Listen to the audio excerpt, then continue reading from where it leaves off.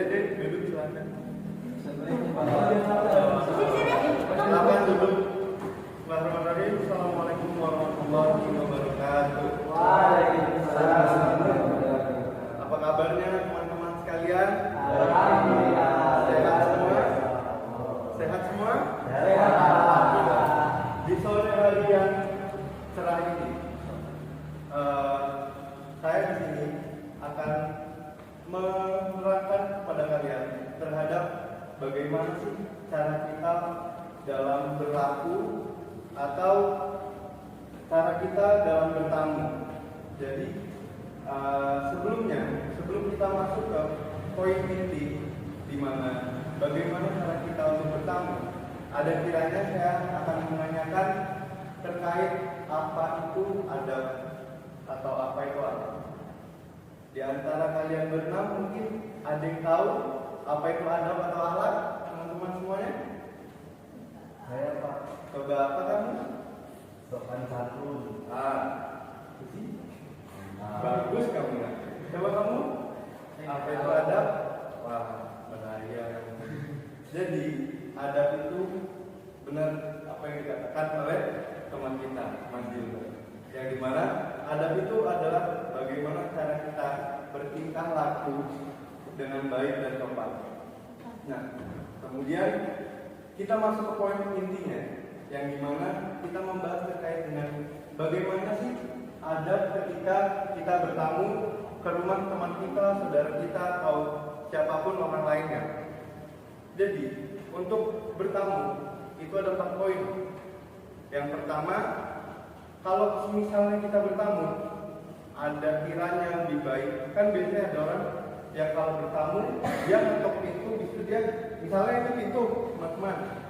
Dia ngetok pintu, terus dia berdiri tepat di depan pintunya. Benar kan? Nah, itu contoh yang salah. Seharusnya ada yang pernah bilang soalnya, kalau misalnya kita bertamu, setelah mengetok pintu, ada kiranya kita mundur tiga kali, kemudian kalau tidak ke kanan ke kiri.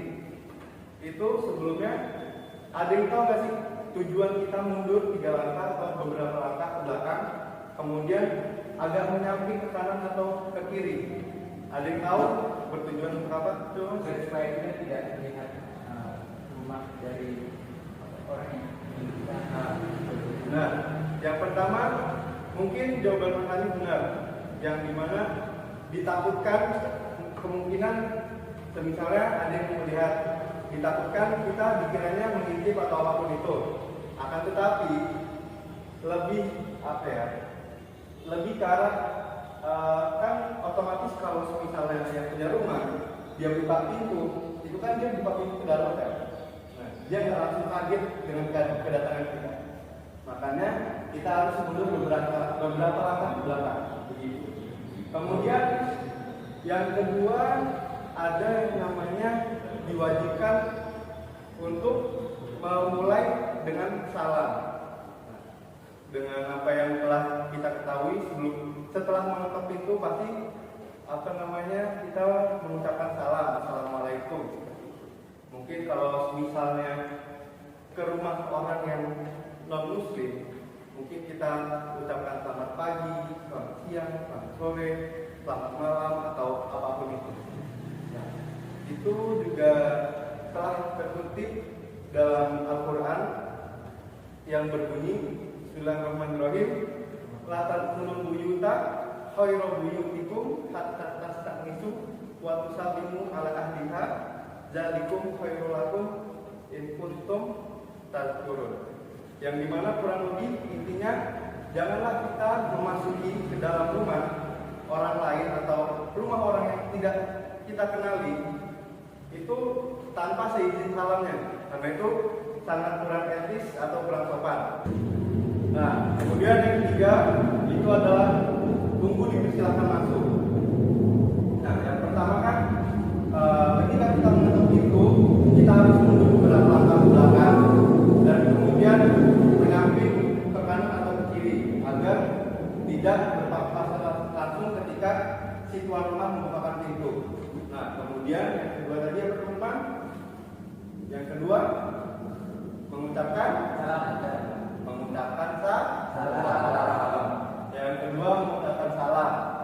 Dan yang ketiga, setelah kita mengucapkan salam, otomatis setelah kita masuk pintu, setelah mengucapkan salam, keluarlah si tuan rumah tersebut. Benar kan? Setelah keluar si tuan rumah tersebut, kita jangan dulu masuk kecuali sudah diizinkan oleh yang punya rumah. Setelah kita diizinkan untuk masuk, itu pun juga tidak boleh langsung duduk. Jadi kita harus berdiri sampai di mana sang tuan rumah tersebut menyuruh, semisalnya, ya silakan masuk duduk begitu. Atau juga setelah dipersilakan duduk, semisalkan itu disuruh duduk di kanan, jangan duduk di kiri, karena yang dipersilakan di sebelah kanan. Kemudian setelah yang ketiga tadi menunggu untuk dipersilakan masuk, yang keempat adalah jangan bertele-tele. Jadi gini, sekiranya urusan kita sudah menemui titik poin atau titik yang ingin kita bahas ketika kita bertamu, itu jangan bertele-tele untuk memaksakan diri menetap di rumah tersebut. Ada kiranya setelah selesai pembicaraan atau apa yang ingin kita bahas ketika kita bertamu, itu kita langsung berizin untuk pulang. Nah, seperti itu. Karena tuan rumah juga kita kan belum tahu kondisinya. Misalnya dia habis berpergian jauh atau habis kerja begitu. Jadi juga mereka kan juga butuh istirahat. Mungkin dari 4 poin pokok yang saya utarakan kepada kalian, ada atau tidak yang ingin kalian pertanyakan yang mungkin kalian belum paham terkait apa yang saya bahas? Ada teman-teman? Tidak ada? Ya, mungkin dari Mas Hanif apa? Misalnya Apa? Mas Mahfud? tadi kan dijelaskan tentang adat bersama di rumah. Iya. Kalau di kos gimana? Nah, kalau di kos itu lebih banyak yang kita hargai. Karena kalau di rumah sudah pasti yang kita temui itu adalah si tuan rumah, yang dimana tuan rumah adalah pemilik rumah. Kalau misalnya di kos itu enggak cuma teman kita yang kita hargai di teman-teman. Jadi ada teman kita, terus temannya teman kita yang mungkin sebelah kanan atau kiri kamarnya teman kita. Nah, kemungkinan kalau bertamu di kos itu bisa kita kecilkan sedikit volume suara kita, kemudian lebih bisa mengatur waktunya. Begitu. Bisa dipahami Mas Mahfud? Iya. Jadi itu dijelaskan saat pernah di sama di ini kan Di kos. kalau di apartemen itu gimana? Nah, kalau di apartemen itu setahu saya lebih meminta izin terlebih dahulu kepada satpam yang berjaga di apartemen tersebut. Mungkin pelajaran singkat yang saya berikan pada sore hari ini dapat dicerna oleh teman-teman sekalian dengan baik, dan mungkin di kemudian hari bisa kita jalani semuanya agar kita lebih sopan dan santun terkait bertamu di rumah orang lain atau di kos teman kita. Mungkin sekian dari saya. Wabillahi taufiq wal hidayah. Wassalamualaikum warahmatullahi wabarakatuh.